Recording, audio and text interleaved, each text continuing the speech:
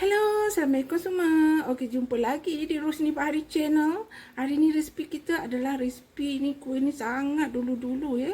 Nama dia talam kasidah ya. Ikuti hingga akhir ya. Okey, pertama sekali kita ambil 2 biji bawang besar. Kita hiris halus-halus ya, kemudian kita goreng ya. Okey, kita akan goreng bawang hingga garing ya.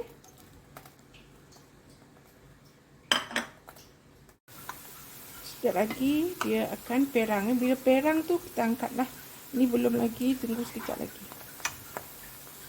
Okey, sekarang dia dah perang kan, bolehlah kita angkat. Tutuplah api ya. Tapi minyak ni kita tak boleh buang ya, sebab kita akan masukkan dalam adunan tepung nanti ya. Okey, kita dah angkat ya. Kita sejukkan dulu. Okey, ini bahan-bahan untuk kuih kasidahnya ya. Ini adalah santan pekat daripada kelapa parut, tepung gandum, tepung beras, tepung ubi, gula kena letak tak banyaklah, sikit je, garam, dan ini adalah minyak yang kita goreng bawang tadi. Kena campur ya, baru dia rasa aroma tu sedap ya. Sekarang saya nak blend semua-semua ya. Tapi kalau kita kacau pun boleh. Saya nak kerja senang, saya nak blend semua, kemudian masak sekejap hingga naik wap. Kalau kita meniagakan, kita nak cepat jadi kita guna blend saja, senang. Masukkan santan. Masukkan minyak goreng bawang tadi. Masukkan tepung gandum. Masukkan tepung beras. Masukkan tepung ubi. Gula. Juga garam jangan lupa ya. Sekarang kita nak blend semua-semua ya. Okey, sekarang kita dah blend semua. Bolehlah kita masakkan sekejap ya. Dengan api yang sedang saja ya. Kacau pelan-pelan ya. Tak payah lama ya, dalam 3-4 minit je macam tu ya. Kalau dia dah rasa uap panas ke atas macam tu, lepas tu dah. Okey, gunakan loyang 16 cm ya, ataupun 7,5 ya inci. Kita alas dengan plastik dan kita akan tuangkan adunan kita ke dalam tu ya. Okey, kukuslah selama lebih kurang 30 minit ya.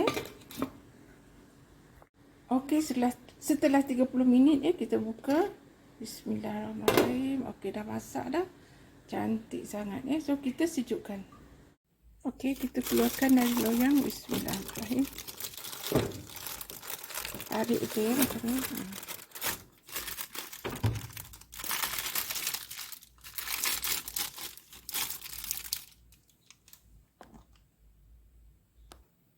Okey, mari kita memotongnya. Bismillahirrahmanirrahim.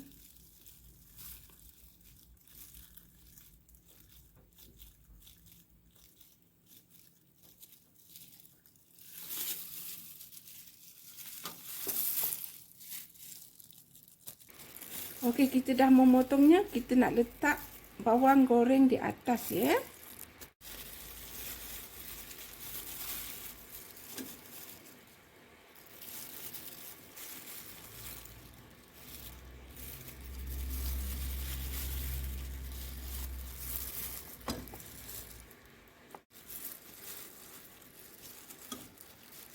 Habiskan sebelum bawang goreng ni. Letak bawang ni memang sedap rasanya. Wangi sangat bau buat bawang goreng ni ya. Ini membuatkan kuih talam kasidah kita sedap ya. Tapi kalau dulu kan dia kacau tau. Dia kacau orang kuali. Tapi sekarang kita nak moden, kita kukuskan je, senang. Rasa dia sama je. Okey, dah siap dah kita punya talam kasidah. Okey, bolehlah kita menikmatinya. Sangat lembut ya. Tak gede-gede.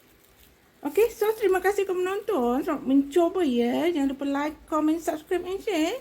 Sampai jumpa lagi. Bye.